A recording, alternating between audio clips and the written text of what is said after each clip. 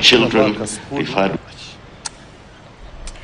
Na mtazamaji, samahani kwa mkanganyiko huo, si kuhusu mpango wa Nyota bali ni kuhusu Wizara ya Afya inatoa takwimu na hali halisi ya jinsi ugonjwa wa homa ya mapafu ulivyo nchini, ikizingatiwa kwamba siku ya homa ya mapafu itakuwa inasherehekewa kote ulimwenguni siku ya Jumatano, na bado ni ugonjwa ambao unaendelea kusababisha idadi kubwa haswa ya watoto walio chini ya umri wa miaka 5, na kulingana na takwimu za Wizara ya Afya ni kwamba kila sekunde 43 humu nchini mtoto mmoja anaaga dunia kutokana na homa ya mapafu, ikizingatiwa kwamba mtazamaji, ugonjwa huo hauko tu hatari kwa watoto bali pia kwa watu wazima. Ni taarifa ambayo mwenzangu Gloria Milimu anaifuatilia na atakuwa anatuletea kwa kina kwenye taarifa zetu zijazo. Na kufikia hapo mtazamaji, sasa tunaanza matukio ya wiki. Tayari mgeni mmoja amewasili kwenye studio, lakini nitamtangulisha hapo baadaye, lakini kwanza nitaje tu baadhi ya yale masuala ambayo tutakuwa tunachanganua kwa kina hapa kwenye studio. Tutaanzia na ule mgomo wa wahadhiri ambao ulisitishwa tu wiki hii baada ya kuwepo kwa siku 49. Ni mgomo ambao kwa kweli umevuruga shughuli katika vyuo vikuu vya umma humu nchini, ikiwa shughuli za masomo zimeathirika pakubwa. Mitihani pia itakuwa inaanza kama imechelewa, pamoja na hafla za kufuzu zitakuwa zimevurugika. Na kwa hivi sasa Wizara ya Elimu imetoa agizo kwa shule ama kwa uongozi wa shule wa vyuo vikuu vya umma kuweka mikakati ili kuhakikisha kwamba ule muda ambao umepotea, kuna jinsi ambavyo mikakati iwekwe ili huo muda uweze kukabiliwa na wanafunzi wafanye mitihani pamoja na shughuli zingine kwenye vyuo vikuu vya umma zirejee kama kawaida. Ni kwa muktasari tu. Na pia swala lingine ambalo tutakuwa tunaangalia kwa undani ni kuhusu kuapishwa kwa Rais Samia Suluhu Hassan kwa awamu ya pili, pamoja na yale machafuko ambayo yalishuhudiwa baada ya uchaguzi mkuu ulioshuhudia utata. Mtazamaji, uongozi wa Suluhu umeendelea kusutwa na kukosolewa na baadhi ya viongozi kote ulimwenguni, ikiwa ni pamoja na muungano wa AU ambao umesema na kushikilia kwamba demokrasia haijashuhudiwa. Na pia raia wa kigeni walio kule nchini Tanzania wanaonekana kuhofia, wakionekana kulengwa sana kwenye shughuli ama kwenye operesheni ya usalama ambayo inaendelea kuendeshwa kule nchini Tanzania. Tutakuwa pia tunaangalia hilo kwa kina mtazamaji. Na swala lingine ambalo ni muhimu tuliangazie ni kuhusu maporomoko ya ardhi yaliyoshuhudiwa siku ya Jumamosi katika kaunti ya Elgeyo Marakwet. Ni mkasa ambao kufikia hadi sasa idadi ya watu ambao mili yao imepatikana ni watu 35, ikiwa kuna wengine bado wanaendelea kutafutwa. Miongoni mwa walioaga dunia ni pamoja na wanafunzi 14. Zaidi ya familia 100 zimesalia bila makao baada ya nyumba zao ama makazi yao kuharibiwa. Ni kisa ambacho pia tutakuwa tunaangazia kwenye matukio ya wiki. Bado mtazamaji, kwenye masuala ambayo yamejitokeza juma hili ni kuhusu hiyo taarifa ambayo nimeisoma muda mfupi uliopita kuhusu mtihani wa kitaifa wa kidato cha 4 wa KCSE. Waziri wa Elimu amedhibitisha kwamba visa 19 visa vya udanganyifu vimeripotiwa, wizara ilikuwa eleza hapo awali kuhusu mikakati ambayo imewekwa na wizara pamoja na baraza la mitihani nchini NEC la kukabiliana na visa vya udanganyifu, lakini waziri amekiri kwamba kufikia hadi sasa, ikiwa hata mtihani huo haujamaliza wiki moja tangu ulipong'oa nanga, ni kwamba visa 19 vimethibitishwa vya udanganyifu wa mtihani huo. Swala lingine mtazamaji ambalo limeibua maswali mengi katika sekta ya elimu ni kuhusu kuwepo kwa shule hewa. Kulingana na ukaguzi ambao ulitekelezwa na Wizara ya Elimu ni kwamba waziri wa elimu Ugamba aliambia bunge la kitaifa kwamba zaidi ya shule 6,000 zilipatikana zina idadi ya chini ya wanafunzi 100. Miongoni mwake ni shule 10 za sekondari ambazo tayari zimefungwa na Wizara ya Elimu baada ya kupatikana hazina hata mwanafunzi mmoja, lakini zina walimu. Cha kushangaza ni kwamba ina maswali ambayo wabunge pia waliuliza. Mbona hilo lilichukua muda kabla ya kubainika? Na je, shule hizo zimekuwa zikipokea mgao wa elimu kwa kiwango kipi? Wachanganuzi hapa kwenye studio watakuwa wanaeleza, ikizingatiwa kwamba viongozi wa kisiasa, viongozi wa kidini na viongozi wa matabaka mbalimbali wanaendelea kufurika na kufika kule Kango Kajaramogi. Na Bramwell Bwire kwa hivi sasa anaungana nasi kutoka kaunti ya Kisumu, akitueleza kile ambacho kinaendelea kushuhudiwa katika eneo hilo, ikizingatiwa kwamba mifugo haswa ng'ombe wanaendelea kusafirishwa.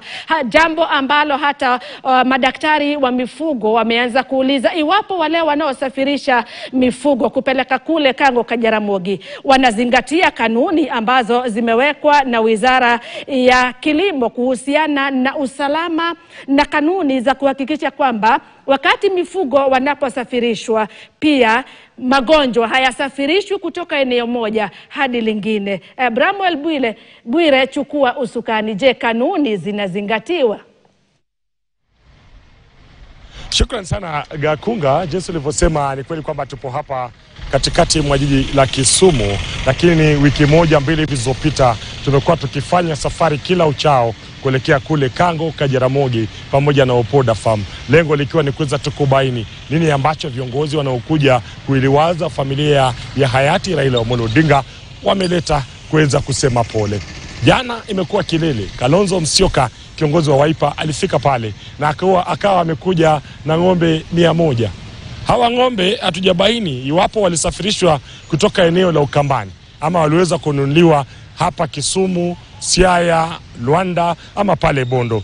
Lakini yote 9-10 ni kwamba yapo mengi ambayo yanajitokeza. Kando tu na hata kuwepo na usalama wa wale mifugo kufika katika eneo lile la Bondo, kuna ile ishara ya hawa ng'ombe kuweza kuletwa. Je, inamaanisha nini? Tumekuwa tukishuhudia pale ng'ombe wanaletwa, wanakuja pale wanasema pole, lakini hapo jana tukashuhudia kilele cha ziara hizi, siasa vile vile zikashamiri kule Opoda. Lakini hapa nipo na Davis Okombo. Shukrani sana kwa kutenga muda wako kusema nasi hapa.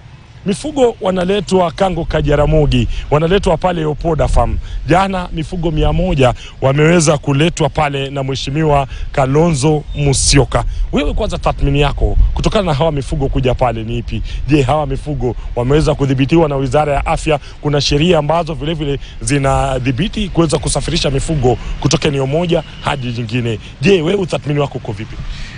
Jambo la kwanza ningependa kuchukua fursa hii kutoa rambirambi yangu kwa Mama Aida na familia ya Mheshimiwa Raila Odinga. Ni jambo la kweli ya kwamba tumeshuhudia viongozi mbalimbali kama Mheshimiwa Kalonzo Musyoka, kama Gavana Natembeya na wengine ambao wamekuwa wakipeleka mifugo katika boma ya Mheshimiwa Raila Amolo. Ningependa kusema ya kwamba hii ni ishara kuu ya kwamba bado tuko katika hali ya maombolezi. Wajua kwamba baba Raila Odinga alikuwa ni kiongozi shupavu aliyetetea demokrasia na haki za Wakenya na hata Afrika mzima. Kwa hivyo watu wangali wanazidi kuomboleza, na inadhihirisha pia ile uwezo ambao Mheshimiwa Raila Odinga alikuwa nayo katika maeneo ya Nyanza, Kenya na Afrika mzima. Kwa hivyo ni jambo nzuri ya kwamba tungali tunaendelea kuomboleza. Licha ya hayo, ndio kuna maswali kuhusiana na hawa mifugo ambao wanaletwa pale, kama sheria wameweza kuzingatia sheria mbalimbali ambazo zimewekwa hapa nchini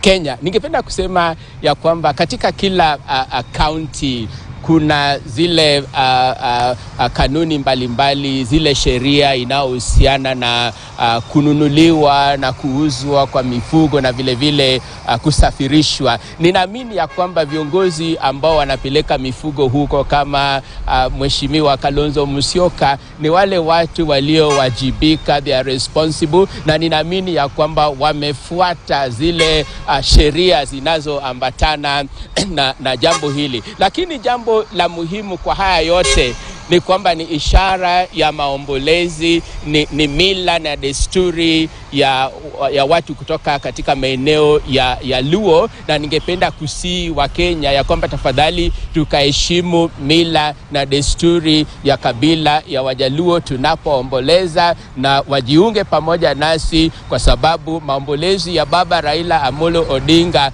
haina kipimo. Tunaweza kuomboleza tu hadi ile siku tutasikia ya kwamba tumeomboleza ya kutosha.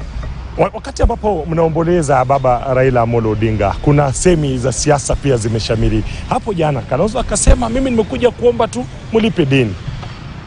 Kumbuka ya kwamba Mheshimiwa Kalonzo Musyoka alifanya kazi karibu sana na Mheshimiwa Raila Amolo Odinga. Walikuwa marafiki wa karibu sana. Actually, Mheshimiwa Kalonzo alikuwa running mate wa Raila Amolo, nafikiria kwa kama 3 times walikuwa pamoja, na hii inadhirisha ile urafiki uliokuwa karibu, ile loyalty ambayo ilikuwa karibu, na ni haki ya Mheshimiwa Kalonzo Musyoka kuweza kuomba familia ya Mheshimiwa Raila Amolo Odinga pamoja na jamii ya Wajaluo na Wakenya kwa jumla kuweza kumuunga mkono anapotaka kusimama kama rais wa Kenya. Lakini najua ya kwamba huo muda utakapofika, Mheshimiwa Kalonzo ataweza kuzungumza na vile vile chama cha ODM ikiongozwa na Mheshimiwa Seneta Daktari Oburu Odinga. Vile vile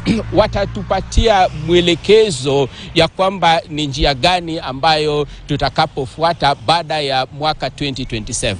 Kabla nikuruhusu uondoke, naomba nikuulize swali moja kidogo kuangazia masuala ya Jumuiya ya Afrika Mashariki. Kura zimekuwa katika taifa la Tanzania. Yapo mengi ambayo yameweza kuibuliwa, kuwepo pamoja na uwazi na usawa katika kura zile. Lakini hii inajiri wakati ambapo kwa miaka miwili Kenya pamoja na Uganda itakuwa inaelekea katika uchaguzi. Nini cha mno ambacho Kenya inafaa kujifunza ama Uganda inafaa kuchukua kutokana na kura zile zilizoandaliwa katika taifa la Tanzania? Kwanza niruhusu nipongeze raia na ndugu zetu wa Tanzania kuweza kushiriki kura katika nchi yao licha ya hali ngumu, huku haki zao za kimsingi zikiharibiwa, huku watu wakiwawa na wengine kama viongozi wa Chadema na kadhalika wakitiwa katika gereza na kunyimwa haki yao. Lakini hata hivyo Watanzania walijitokeza. Kwa hivyo tunawashukuru kwanza Watanzania kwa jambo hilo. Sasa ripoti zimetolewa na Jumuiya ya Afrika, the African Union. Vile vile ile Jumuiya ya Mataifa ya Kusini mwa Afrika, yani SADC, vile vile wametoa ripoti zao. Na ripoti hizi zinaonyesha kudhoofika kwa demokrasia nchini Tanzania. Hakukuwa na uchaguzi huru kule nchini Tanzania. Kwanza kabisa viongozi waliweza kutiwa mbaroni, wale tunao waita independent candidates hawakupewa nafasi hiyo. Vile vile ripoti zinaonyesha kwamba kura ziliibwa, ilikuwa waziwazi. Lakini jambo ya kushangaza ni kwamba Jumuiya ya Afrika Mashariki, the East African Community, haijatoa ripoti kamili inayolenga zile makosa ambazo zimekuwa. Na hii inatupatia wasiwasi kama raia ya jumuiya. Je, hii inamaanisha kwamba kura tutakao kuwa nao hapa nchini Kenya na pale Uganda, je, itakuwa huru na and free? Kwanza kabisa tazama yale yanayofanyika nchini Uganda. Daktari Kizza Besigye hadi wa leo ako kwenye korokoroni, amenyimwa haki yake ya kimsingi. Hii inafananishwa na yale yaliyofanyika Chadema. Na hapa nchini Kenya, baba wetu tuliyempenda Mheshimiwa Raila Amolo Odinga hayuko pamoja nasi tena. Sasa hatujui hapa nchini Kenya ni nani atakayepelekwa kamiti ili tusiweze kuwa na hii shirika. Kwa hivyo jambo la kujifundisha hapa Kenya, jambo la kwanza, tuwe na misingi ya kidemokrasia, tuwe na uhuru, tuache hii maneno ya abduction ati ukiongea ukifanya hivi DCI tayari washakuja wewe unaenda, sijui ukifanya hivi ushaingizwa ndani. Tuachane na hiyo, tusiibe kura.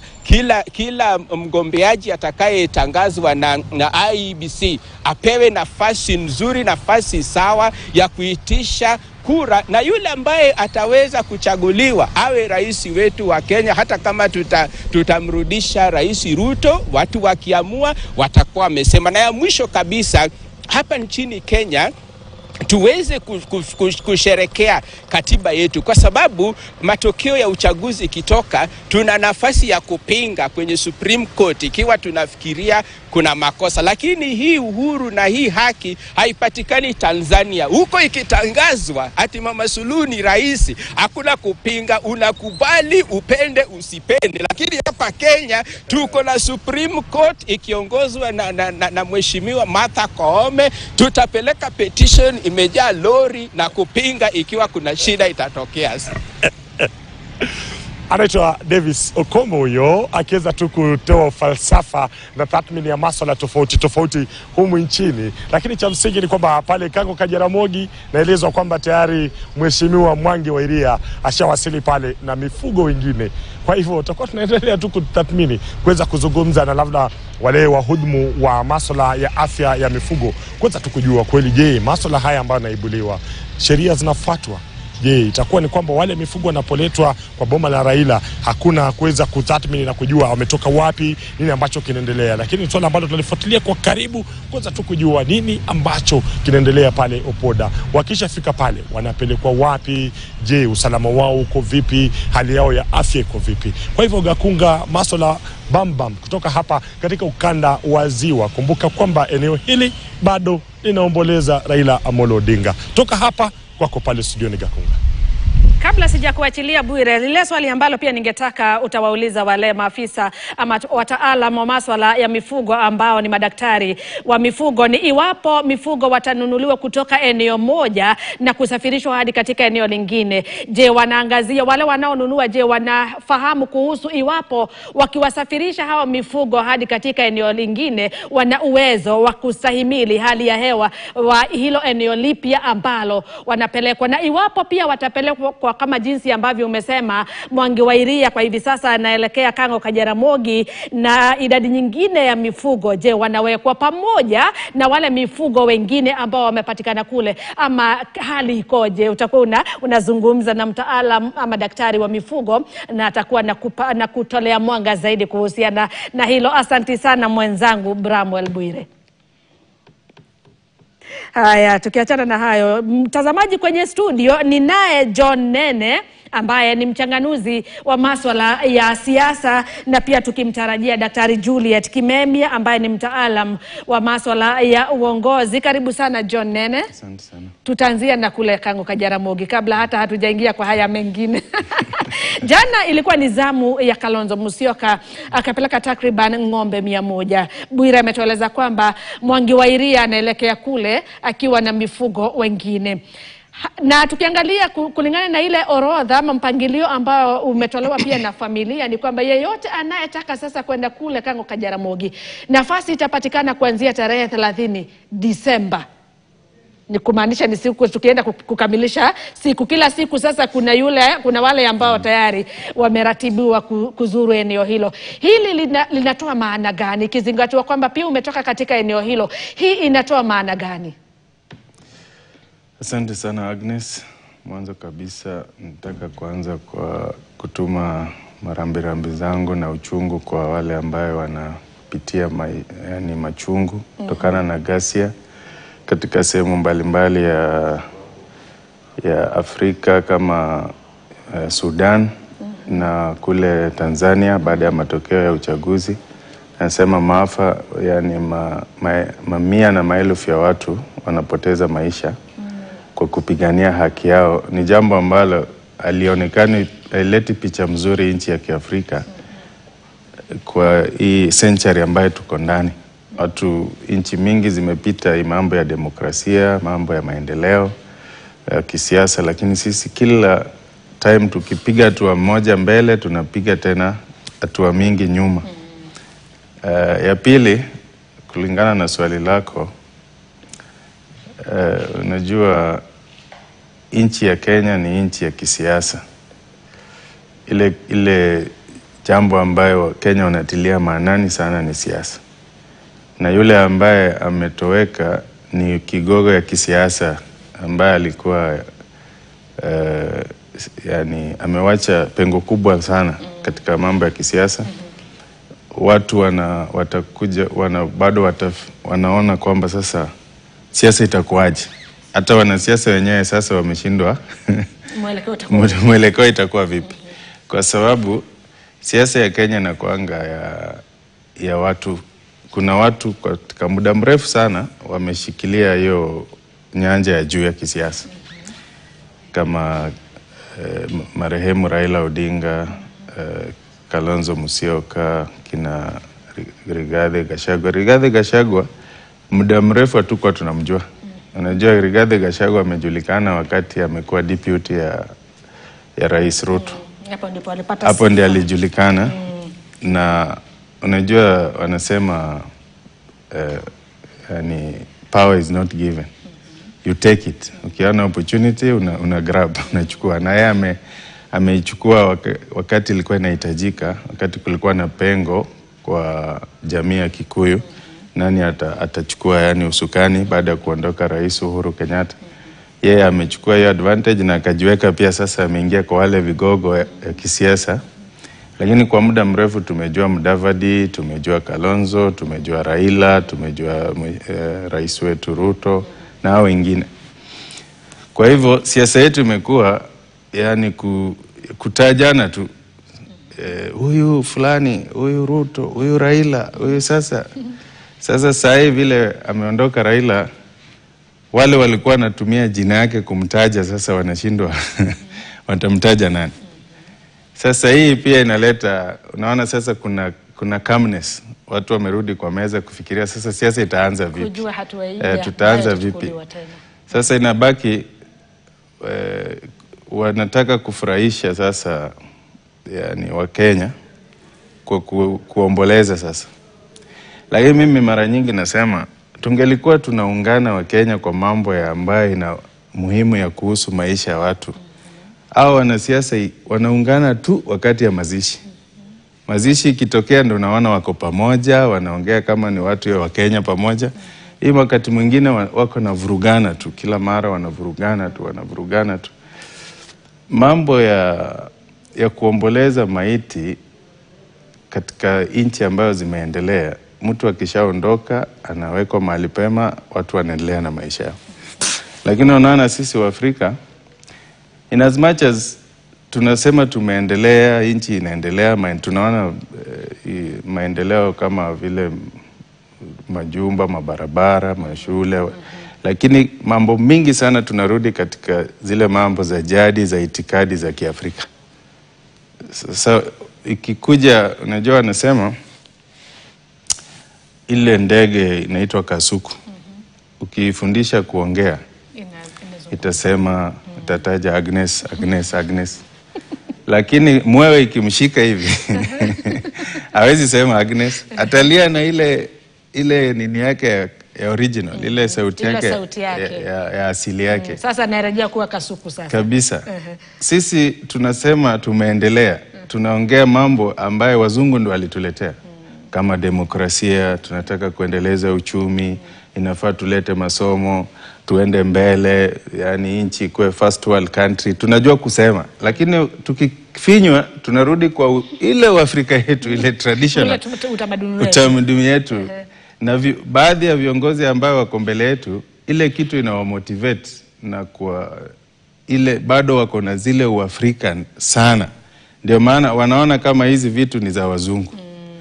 Ndio maana unaona yeye akienda nchi ya kizungu, badala afikirie namna gani ataomba ile mazuri ambayo wale wako naye alete kwa nchi yake, Yeye anaona watoto yake waende huko. Wakae huko waishi kama wazungu. Juu yeye anaona hizo ni za wazungu. Na sisi tuko na zetu za Kiafrika. Sasa hii mentality ndio bado unaona inaendelea sasa kwa mazishi ya baba. Hata wakiomboleza 1000 years. Dead men tell no tales. Raila amemaliza safari yake. Na nchi itaendelea bila Raila. Inaweza kuwa ni uchungu kwa wengine, but that is the truth. Kwamba yeye ashamaliza maneno yake. Alitoa mchango wake. Na nchi sasa inafaa ifanye nini? Isonge mbele. Kwa hivyo maombolezi na sijui ng'ombe, sijui kwenda kukaa huko, aiwita mrudisha. Ndio ni tajiri, amefanywa mambo mingi, amekausha mwili yake itakaa. Angekuwa maskini kama saa hizi angekuwa ameanza wadudu wameanza kukula. Binadamu akona thamani akiwa hai. Tutamkumbuka, lakini kumkumbuka ile muhimu sio kwenda kupeleka ng'ombe, ni kuendeleza mambo ambayo alipigania. Kabisa yale ambayo alipigania ya kidemokrasia, ya maendeleo. Juzi alisema akiwa na uchungu sana kwamba tusiende upande ya Sudan. Ndio maana mimi nimeshikana na serikali. Ili ipatikane nini? Amani. Kama watatoka kule Opoda, sasa wanasiasa wote wanaenda, si ndio? Nia gani wanaenda naye hawajui. Nia moja inaweza kuwa Wajaluo wamebaki bila uongozi na hao wanataka hii upande ya upinzani na upande ya serikali wanataka kura ya Wajaluo. Na wanajua Wajaluo walikuwa wanamfuata sana huyu jamaa. Sasa wanajaribu kufurahisha ile jamii ya Kijaluo. Kila mmoja anajipeleka sema simuli niona kwa matanga ya baba. Wakati wa pia wa maombolezi. Haya, shikilia hapo John. Mtazamaji, kufikia sasa ikiwa ni saa 6 na dakika 10, nachukua pumziko fupi mno. Baadaye sasa nitakaporejea namuona daktari pia amewasili. Tutakuwa tunajumuika naye kwenye awamu ya pili. Ni baada tu ya pumziko fupi, usiende mbali.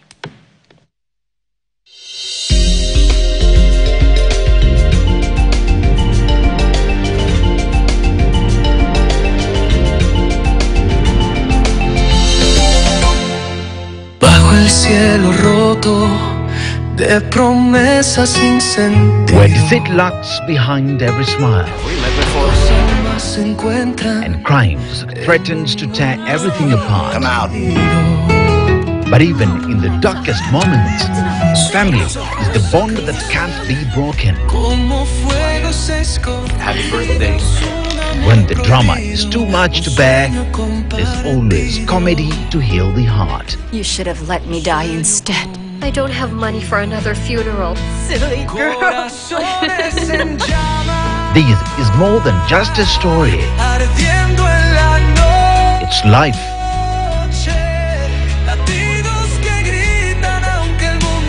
Passion. And redemption. KTN Telenovelas, where every emotion tells a story.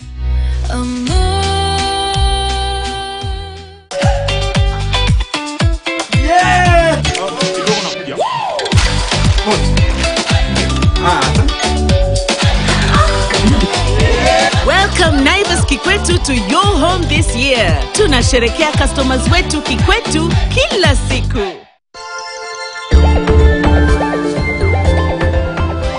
Is it her? You have to tell me, Gav. It's not her! What the heck are you even doing here? I was right, Dom. Because if we indeed ever had a baby and you cheated on me, what do you think would happen to our child, huh? But I wouldn't have had a reason to cheat on you with another guy, Gav. At least compared to you, I would never cheat on him. Oh, so you do admit it. You're the woman that Gavin is seeing. You're wrong. It's not me.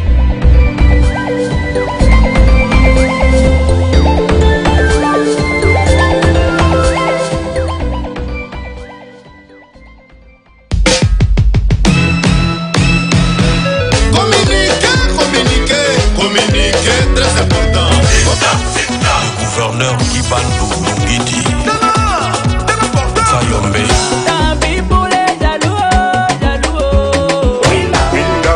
Latino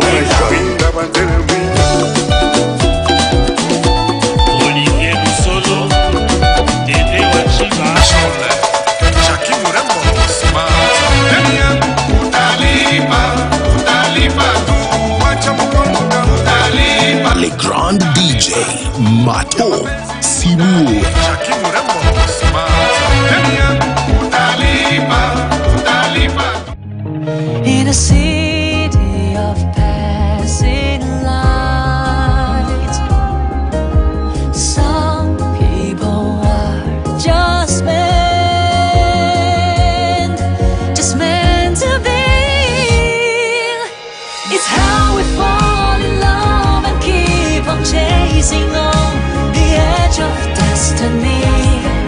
We grew up into different worlds, but now we share one dream. Everything changes, we never change. Tomorrow is promised. Let's draw home for you and me.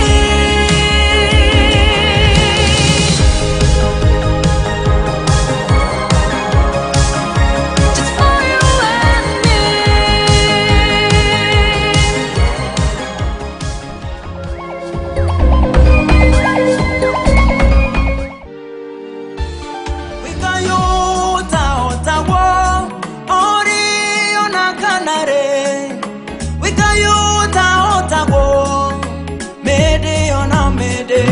Hey, what's up, people? Did you know that there exist books in heaven that we must be aware of? And if you're not aware of those books, you may not end up well.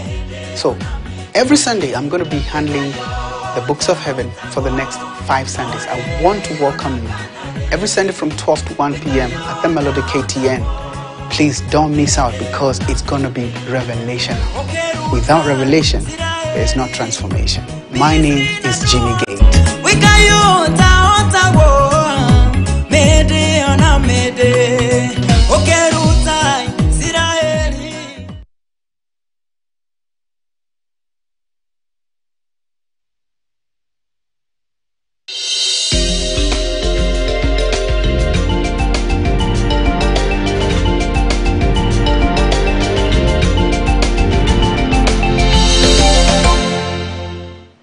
Karibu tena mtazamaji, ikiwa sasa ni saa 6:16, nikiwa naye John Nene, mchanganuzi wa masuala ya siasa, na Daktari Juliet Kimemia, ni mtaalam wa masuala ya uongozi. Karibu sana daktari, na karibu tena John.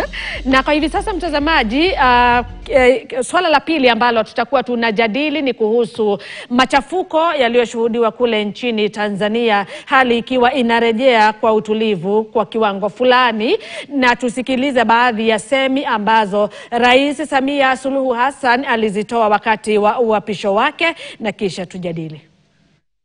Ndugu zangu, wote tunaitakia mema nchi hii, tumesikitishwa na kuhuzunishwa na matukio ya uvunjifu wa amani, upotevu wa maisha na uharibifu wa mali za umma na mali za watu binafsi kwenye baadhi ya maeneo hapa nchini, hasa kwenye majiji na miji.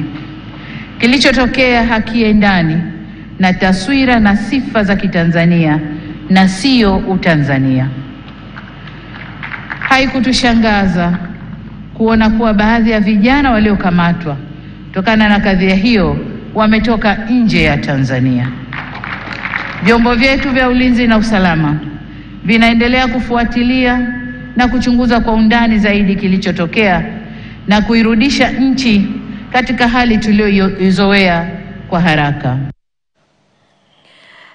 Hizo ni semi za Rais Samia Suluhu Hassan wakati wa uapisho wake, na alijitokeza waziwazi kusema kwamba waliokuwa wanasababisha vurugu na ghasia kule sio raia wa Tanzania, ni raia wa kigeni. Na kwa hivi sasa hata raia wa kigeni walio nchini Tanzania wako na wasiwasi kwa sababu wanaonekana wakilengwa sana kwenye operesheni ya kiusalama, na tumeona baadhi ya viongozi, hata muungano wa AU pamoja na miungano mingine na viongozi kutoka pia hata nje ya bara la Afrika, ikiwa ni pamoja na rais wa zamani wa Marekani Barack Obama, akisema kwamba demokrasia imekiukwa kule nchini Tanzania, kutoka wakati wa kampeni, wakati hata wa uchaguzi, wakati wa kuhesabiwa kwa kura, na hata baada ya Rais Suluhu kutangazwa. Hatua hii haswa wakati, kwa sababu tayari baadhi hata ya raia wa kigeni wameanza kutoka taifa hilo, wameanza kugura taifa hilo kutokana na kuhofia hali yao ya kiusalama. Hali hii inaashiria nini? Inatoa taswira ya aina gani hasa kwa taifa ambalo lilikuwa limetambulika kwa kujumuisha ujamaa pamoja na hali ya utulivu? Kwako daktari, tuanzie na daktari. Matokeo ya uchaguzi wa Tanzania imenistua sana, na nikakubali na vile mzungu alisema, what a man can do a woman can do better. So mwanaume dictator, Suluhu ameonyesha ya kwamba can be a better dictator than wanaume wenye tumekuwa tukishuhudia. So ni kitu yenye haijawahi onekana katika bara la Afrika, hata nafikiri ulimwenguni. Hakujaonekana elections kama hizi za Tanzania zenye mpinzani yule mkali anawekwa ndani mpaka uchaguzi ufanyike. Nimeona leo katika gazeti ya Standard ati kulikuwa na wagobeaji 17. Mimi sijui mwingine, ninajua tu Suluhu peke yake. So Suluhu amestua ulimwengu, and hata hii kitu ya kusema ati si wa Tanzania, hata amewakosea wana Tanzania heshima sana, kwa sababu hakuna mtu mwenye hakuona yale maandamano. Hakuna mtu mwenye hajui mgobeaji yule mashuhuri Tundu Lissu. Hakuna mtu mwenye hajui chama kile mashuhuri cha opposition, Chadema. So president kuongea hivyo wakati wa kuapishwa kwake, ameonyesha ni mtu mwenye hana inaitwa nini, integrity. Hana integrity hata kidogo, hata hana hekima. Hauongei kwa watu uongo na unajua wanaumia. So ni kitu yenye inahuzunisha sana. Na nimefurahi hata vile nilisikia AU wanataja vipengele vya sheria yenye ya Suluhu mwenyewe kama binafsi amevunja kulingana na mikakati yenye imewekwa ya kisheria ya uchaguzi katika bara la Afrika. Kwa sababu AU kuna kanuni ambazo imeweka, na ni kanuni ambazo zinatoa mwongozo kwa mataifa wanachama wake. Na ilitaja kwamba kanuni hizo zilikiukwa na Tanzania. Yes, na Tanzania na Suluhu mwenyewe as an individual. Ni vizuri tutenganishe nchi ya Tanzania, hata tume huru ya uchaguzi ya Tanzania tuiweke kando. Suluhu mwenyewe kama kiongozi anachukua ile responsibility kubwa kukeuka sheria, na ni vibaya sana. Na nafikiri on behalf ya wanawake wenye hutafuta uongozi, naomba msamaha, hatuko hivyo. Kwa hivyo watu waseme hawatachagua wanawake kwa sababu ya ile presidency yenye Suluhu ameweza ule mwelekeo ambao ametoa. Mwelekeo na ni kitu yenye imeumiza sana, kwa sababu vile alichukua uongozi badala ya kufariki kwa Magufuli, dunia yote ilimshangilia. And then kukakuwa na uchaguzi kule Namibia, wakachagua mwanamke president, deputy speaker, you know. So Suluhu amechangia kuharibia wanawake viongozi jina. Yetu ni macho tu tuone kama iwapo labda atabadili msimamo.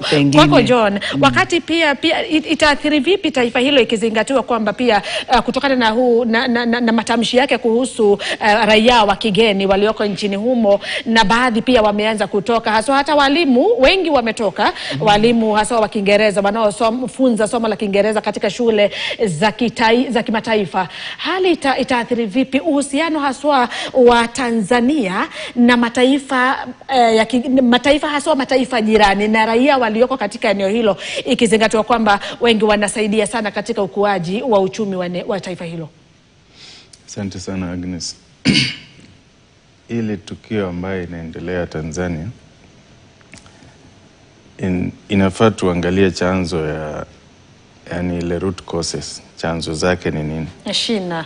Naam, kwa sababu kwanza Tanzania imekuwa ni nchi ya ile communist.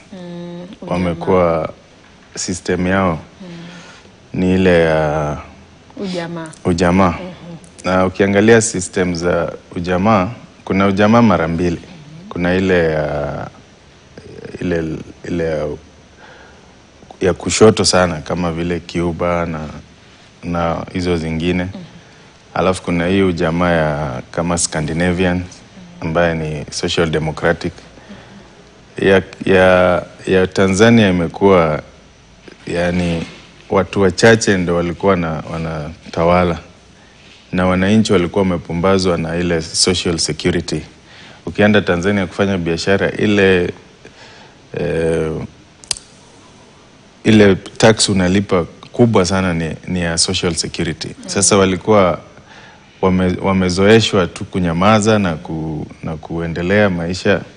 Lakini ukiangalia saa hii, Agnes, Afrika bado tuko na shida kubwa sana kwa sababu ndio tulipata uhuru. Lakini ile muundo ambayo ilitengenezwa na mzungu ndio bado inaendelea. Hii ndio kitu ya kwanza, chanzo ya kuleta shida kwa Afrika. Sababu ile muundo ya mkoloni ilikuwa ina favor watu fulani. Wazungu walikuwa wanaonekana ni superior kuliko Waafrika. Na ukiangalia hiyo system ndio bado inaendelea. Wale ambao walikuja kuchukua uongozi hawakubadilisha system ikuwe ina favor watu kwa jumla pamoja. Ukiangalia hata hii Nairobi vile iko divided, upande ya Westlands ilikuwa ni wazungu wanaishi huko na huko Eastlands ilikuwa ni Waafrika. Mpaka leo hiyo system bado iko tu. Wale wanatoka Eastlands ukifikiria ni wale wako na mashida na tabu na watu wa mapato ya na huko juu ni watu na hawa sasa ni wazungu weusi, sio wale weupe. Sasa mtu akishakuwa kiongozi Mwafrika anakuwa pampered mpaka akili yake inapotea. Anakuwa yani yeye anajiona sasa, unaona kiongozi Mwafrika anatembea na magari zaidi ya 50. Na kiti tu nafasi unakaa ni moja tu. Hizi 50 zote ni za nini? Ni ile kuingiza ujinga kwa akili yake asionekane kama yeye ni mtu ya kawaida. Lengo ya kufanya yeye akuwe superior ni wale ile hidden hand of the colonialist. Umeona vile wanapigana vita huyu kijana wa Burkina Faso ambaye anajaribu kuvunja ile system ya zamani na kukua simple, atembee na gari moja na afanyie nchi yake kazi. Au wakishapumbazwa hivi, sasa wale na sio tuseme eti wazungu ni wabaya, lakini kuna zile international corporations ambayo wana benefit kwa rasilimali ya Afrika.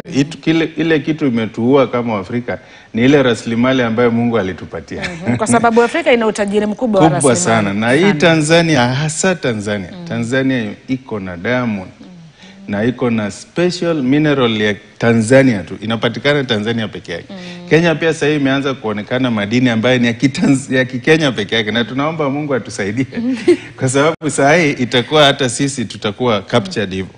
Sasa unaona kiongozi akishaingia pale, mimi hata ndio tunaweza sema ile uaminifu kama binadamu vile dada yetu anasema, tulitegemea kwamba mama atakuwa tofauti na wanaume. Lakini huyu mama ukimwangalia ako captured pia yeye. Aongee sauti yake. Wakati kiongozi ambaye alikuwa mbele yake President Magufuli alianza kuvunja, na wakati alivunja hiyo system aliingia uadui na wale walikuwa na control system, ile deep state. Aliingia na uadui sana nao na aliwaweka jela na wengine hivi, alipigana vita na hiyo deep state. Wakati mama aliingia, kwa sababu ni mpole, ni soft, alirudisha ile deep state tena. Wakamtumia. Wale wote walikuwa wamefinywa, walikuja sasa na force ya kurudi kushikilia ile system ya Tanzania. Na wote wakarudi, sasa mama akakuwa ako katikati ya ile system. Sasa yeye anaendeleza ile system ya kizamani. Ile maendeleo yote ambaye President Magufuli alianzisha, yote sasa inaenda na maji. Kumaanisha ile sauti anayotoa kwa sasa sio sauti yake. Sio sauti yake. Ya pili, kuna kitu moja ambaye inafanyika. Kuna upepo ya mabadiliko ambaye inatembea ulimwengu mzima. Sio Afrika peke yake. Kuna hii generation ambaye inaitwa Gen Z. Unajua wanasema there is nobody who is dangerous than an informed human being. Mtu ambaye unajua kama mliwekwa mmefungiwa, hamuna yani knowledge mingi, amuja soma, mjui mambo vile nafaa ikue, mnafinyiliwa. Lakini sasa hawa watu Gen Z wamesoma, information technology iko juu, wanaona kila kitu inafanyika nchi zingine. Na wengi hawana ajira. Hawana ajira. Hii mambo ya kusema, na viongozi wa zamani hawajaona kwamba hii ni reality. Bado wanaona kama system ile ya kunyamazisha watu. Na hawa vijana hauwezi wanyamazisha. Angalia kitu ilifanyika Bangladesh, ambayo ilifanyika Nepal. Na hata hii yetu sasa unaona watu wamekataa kumpongeza huyo. 98% ya leaders ya Afrika wamenyamaza. Wetu washampongeza kwa sababu yeye pia anaelekea pande hiyo tu. Ile mambo ambayo vijana wanategemea wafanyiwe, wapate kazi, nchi ifunguke, maendeleo ifanyike, yani wanafeel kama inajiao inakuwa wasted. Sasa hii inaleta shida kubwa hapo. Alafu sasa ile mbaya sana Agnes mama analeta. Mimi wakati anasema watu ya kutoka nchi zingine, analenga tu sisi kwa sababu ni Wakenya wahuni. Wenye wako na uhuru ya kujieleza ni sisi.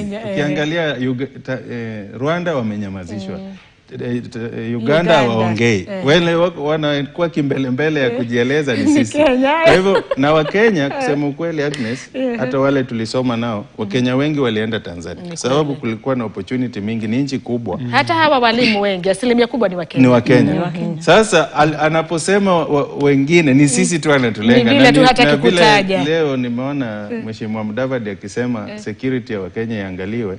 Ni muhimu sana. Ni sisi anatuangalia na yeye anaona kwamba hii tabia ni Wakenya wameleta Tanzania, sio hivyo. Haya, shikilia hapo. Ni wimbi la mabadiliko ambayo inakuja na hii generation mpya, na viongozi lazima wakubali kwa sababu hii kitu ni reality. Mwamko ambao huko na hakuna vile vijana hawatakubali kunyamazishwa. Haya, kuna mengi ambayo pia tunaweza zungumzia kuhusu Tanzania, lakini ili tupate muda wa kujadili haya masuala mengine, sasa tugeukia kuhusu ukaguzi ambao uliendelezwa na Wizara ya Elimu. Na Jumatano waziri wa elimu alikuwa mbele ya bunge la kitaifa akielezea kuhusu zaidi ya shule 6,000 zimepatikana zikiwa na wanafunzi chini ya 100. Shule 10 za sekondari hazina hata mwanafunzi mmoja, lakini cha kushangaza ni kwamba zina walimu. Tusikilize.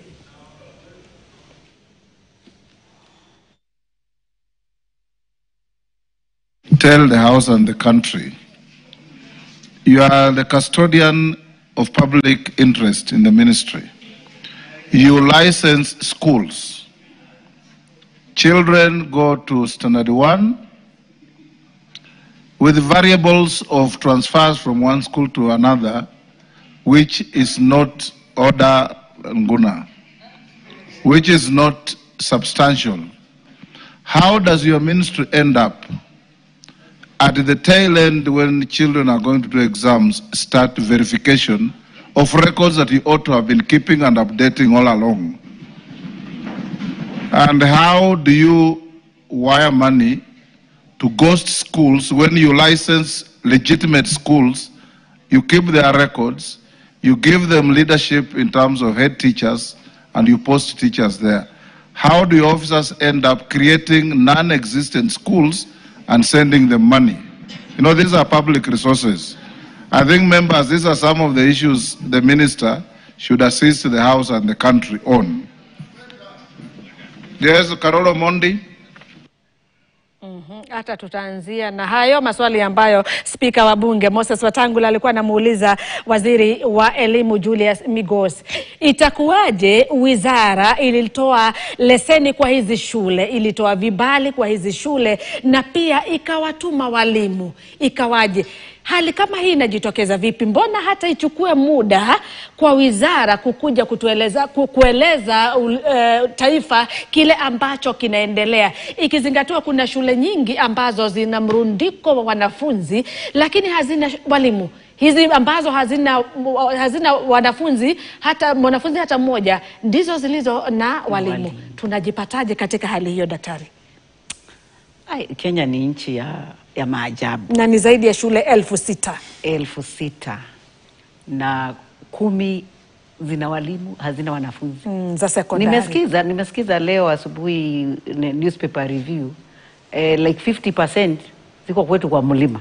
Kule population iko juu. Hiyo kitu imenishangaza because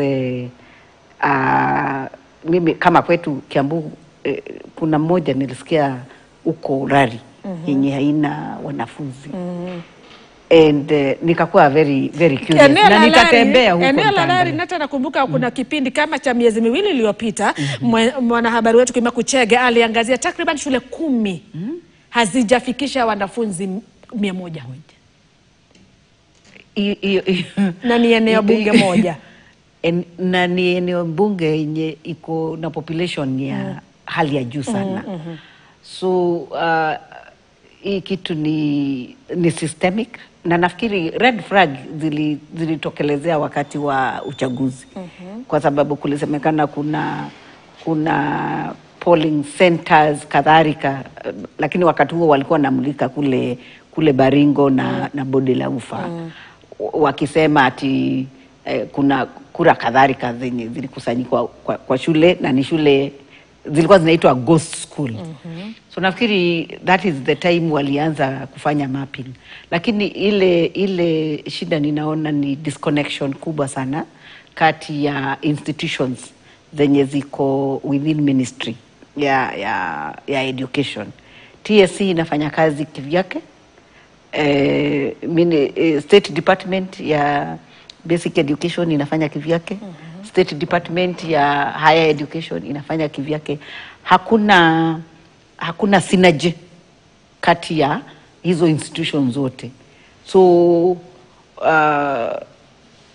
in the process, because officers wa serikali, especially wenye wamefanya kazi kwa ministry miaka 20, miaka 30, wanakuwa na ukatel mwingi sana.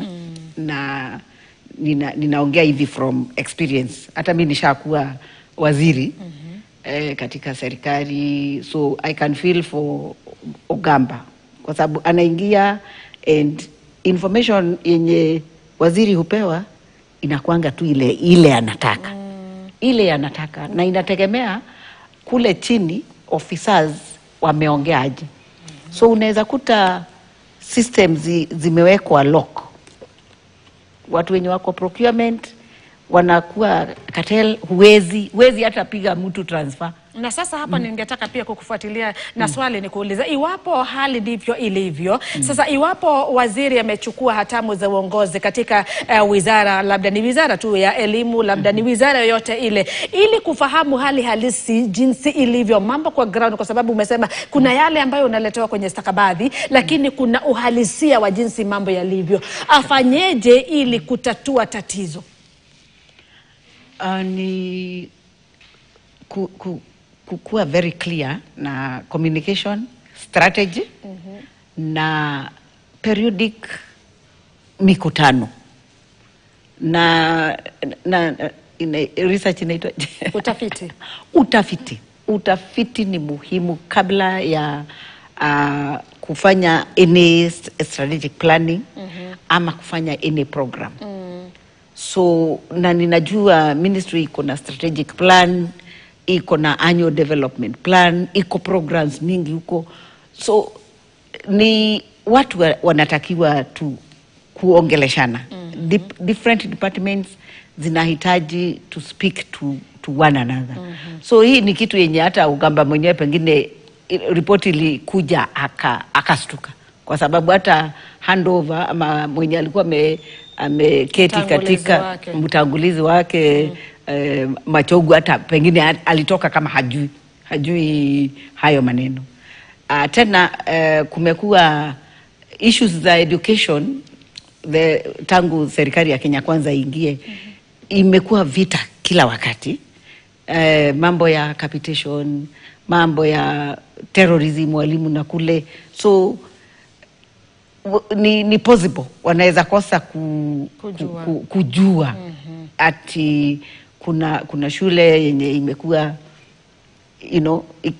wazazi waki-withdraw because wazazi ndio hutoa wazazi ndio hutoa wanafunzi wakiona shule haina administration mzuri ama wakiona kuna matatizo. So wazazi wanatoa public school wanapeleka private. So kuna factors mingi sana zimechangia. Kuna mengi ambayo yanachangia. Mengi yanachangia. Asante sana. John, sasa kwa muda mfupi tu kabla ndio tuendelee kwenye mada nyingine. Ni kipi ambacho kitapelekea Tume ya Huduma za Walimu TSC kuwatuma walimu katika shule ambayo haina wanafunzi, ikizingatiwa kuna shule zingine ambazo zina idadi kubwa sana ya wanafunzi lakini hazina walimu? Ni kipi ambacho kinaangaliwa? Hii sasa unajua Agnes, kitu cha kwanza ukifikiria ukiona mambo haiendi sawa nchi ya Kenya, kitu ya kwanza ikuja kwa akili yako ni ufisadi kwanza. Kwa sababu dada yetu anaweza tueleza juu yeye ndiye ako na elimu mingi hapo, lakini mimi nikifikiria naona kama budget allocation ya serikali ni same kwa shule, na shule haina mtu, haina watu, na budget ni same, wameweka uniform, hiyo sasa unajua pesa inakuliwa hapo. Hiyo ni jambo la kwanza, pesa inakuliwa hapo. Kitu ya pili nimeona pia katika maendeleo ya Kenya, tumefanya maendeleo imeshikiliwa na siasa. Mimi nimeona wakati ya Rais Mwai Kibaki alianza program ilikuwa inaitwa District Stimulus Program. Katika hiyo program moja wao ilikuwa ni strengthening our learning institutions. Walikuwa nasema hakuna haja ya kuanzisha tushule, but kwanza hizi ambazo tuko nazo tuzifanye zikuwe yani modern, internationally, zikuwe yani shule ambaye iko na standard ya ulimwengu ya kisasa. Unaona kama sasa kwanza sisi upande wa Jaluo tuko notorious kwa mambo ya kujenga mashule kila mahali. Kila mbunge anajenga shule hapa, anajenga shule, CDF anajenga shule ingine kwa hapa, ingine kwa hapa, ingine kwa hapa. Na ukiwaambia mbona hizi resources musifanye hii shule ipate kila kitu ambayo inahitajika, unajua constituency si kubwa. Kama shule imekuwa expanded, ipate facilities zote, amenities zote zikuwe zinapatikana pale, itakuwa pia iko na mabuses na ya kuchukua wanafunzi kutoka kila kona wakuja, lakini shule ikue ni shule ambaye iko complete, iko na kila kitu, so that quality education ipatikane. Lakini unapata maendeleo haiendi kulingana na hiyo mfumo. Maendeleo ni si tuliona niliwajengea shule. Hakuna mtu anafikiria yani namna gani hii kitu itasaidia maisha ya wananchi. Maendeleo yote inaelekea kwa kiongozi. Mpaka unapata CDF is a public fund, ni pesa ya wananchi ndio wameweka, lakini unapata mtu amenunua basi ya shule alafu ameandika donated by MP fulani, honorable fulani. Sasa hii system ya maendeleo ya kuweka mambo kwanza ni kwa national level, watatuma pesa sawa za kwenda shule zile hazina watu, alafu watakulia, na pale kwa chini pia wale viongozi ambao wamewekwa kuangalia uongozi wanaangalia maendeleo ambayo inamfaa yeye, si ambayo inafaa wananchi. Asante sana. Sasa tukimalizia sasa tuangazie mgomo wa wahadhiri. Daktari, wakati tulikuwa tunazungumza hapo jana uliniambia wewe ni mwathiriwa mkuu. Mwathiriwa. Hii lecturers strike pia imetuhuzunisha sana kama wa Kenya, na tunakosoa sana serikali ya Kenya Kwanza kukosa kutilia maanani the social sector. Unajua economy iko categorized. Kuna economic sector, kuna social sector. The social sector ni education na health. Nakosoa serikali sana kwa sababu hii calling off ya strike juzi baada ya siku 49 miezi karibu miwili ile damage yenye imeletea watoto, wazazi, hata lecturers wenyewe iko juu sana. Na hakuna muujiza, Yesu hajatembea ndio wakubaliane. Hiyo ni kitu ingefanyika within the first meeting. So ningependa sana kwa sababu tumeona president ametilia maana sana kuzunguka nchi wakiwa na Kidiki ati ni empowerment, waweke hiyo energy yenye wanaweka empowerment. Although hizo empowerment nimeona a lot of the time zinaongelea mambo ya Gachagua, sijui kwa nini. Waweke energy equivalent kwa mahospitali na kwa sekta ya elimu, kwa sekta ya elimu. Nilikuelezea mimi naishi karibu sana na KU, na kijana wangu wako second year na ni class rep. So wanafunzi wale wanasikia vulnerable. Wengi wanapigia bros, you know.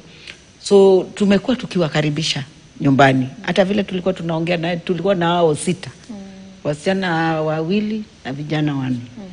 Tunakula pamoja, ninajaribu kuwapa moyo. Wananiuliza sasa, unajua mimi pia ni lecturer. Wananiuliza, why should we be subjected to this?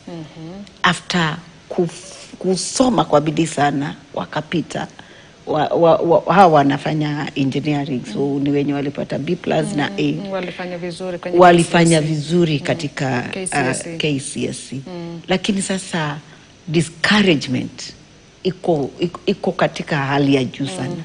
So ningeomba kusiwahi kuwa na mgomo tena ya walimu wa shule za msingi, za sekondari, za university.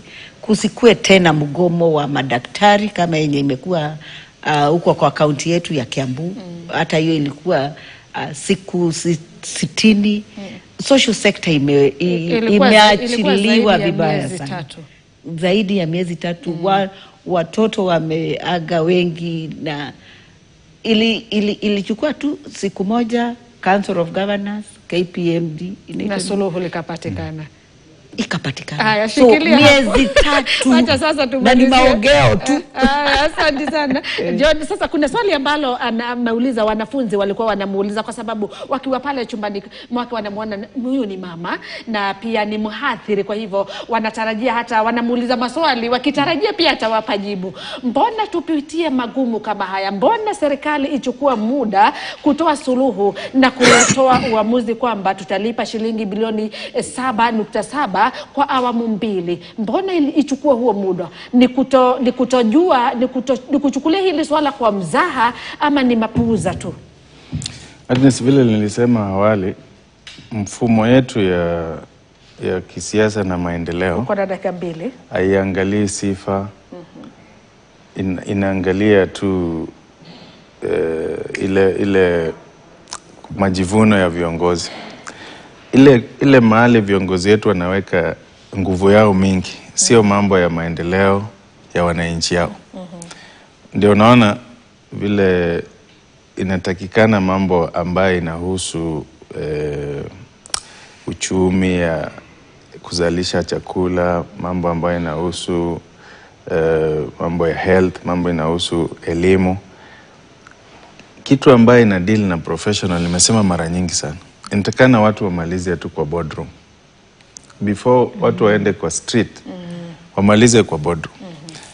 Vitu ambayo inahusu sasa kama wachungaji, wale watu wako nje ya systems, wanaweza jipeleka kwa barabara waseme serikali itusaidie. Lakini kitu ambaye ni academic, ni health na ni professionals, hata inchi mingi sana, Agnes, kwa dunia hii uonangi professionals wakienda kwa barabara, madaktari, madon, academic dons, wanaenda kubeba vijiti na kukimbia kwa barabara. Inatakana tubadilishe mfumo ya kama kuna issue mpaka serikali waone watu kwa barabara ndio wasuluhishe. Imagine vile anasema yani afya vile ni kitu muhimu. Najua leo mtu akikwambia Agnes, nisaidie pesa ya rent, nimefungiwa mlango, unaanza kumwambia wewe pia ukuwe responsible, si utafute rent yako. Lakini leo mtu akikutumia message, Agnes, mtoto wangu ako hospitali ni mgonjwa, huwezi anza kumsomea mara moja, unatafuta namna kwa sababu unajua hii ni ugonjwa. Sasa kama watu wakati wauguzi wako kwa barabara, maafa mangapi inapatikana, watu wangapi wanaumia, watoto wangapi wanapoteza maisha. Inatakana tukue na viongozi ambao wako sensitive kwa mambo kama haya. Wakiona mambo ya elimu, mambo ya kiafya, mambo ya chakula, wana make sure wamekalia badala ya kukimbia huko kwa mabarabara. Najua hawa lecturers ni watu wako na akili. Walikuwa nasema, wanapiga hesabu, wanasema pesa ngapi mnaharibu mkidistribute kwa hizi masiasa na hizi empowerment za uongo. Kwa sababu pia na sisi tunaomba ile tunaomba ni kidogo. Sasa baadaye wakishaleta ile madhara kubwa, eti ndio sasa wako tayari kusuluhisha. Haya, asante sana. John Nene, mchanganuzi wa masuala ya siasa. Daktari Juliet Kimemia ni mtaalamu wa masuala ya uongozi na pia ni mhadhiri. Alikuwa kwenye mgomo. Ndio maana anasema kwamba yeye ameathirika kama mhadhiri na pia ameathirika kama mzazi kwa sababu ana mwanafunzi wa mwaka wa pili katika chuo kikuu. Mtazamaji, kufikia hapo ninatamatisha taarifa na mahojiano yetu kwenye matukio ya wiki. Ninasema asante sana kwa watu waliofanikisha taarifa hizi, na pia kwa wewe mtazamaji nasema asante sana kwa muda wako. Na muone mwenzangu Dennis Aseto pamoja na Meresha Owiti wamejiandaa kukuletea taarifa za KTN News Desk kwa lugha ya Kimombo. Mimi ni Agnes Gakunga, endelea kutazama KTN.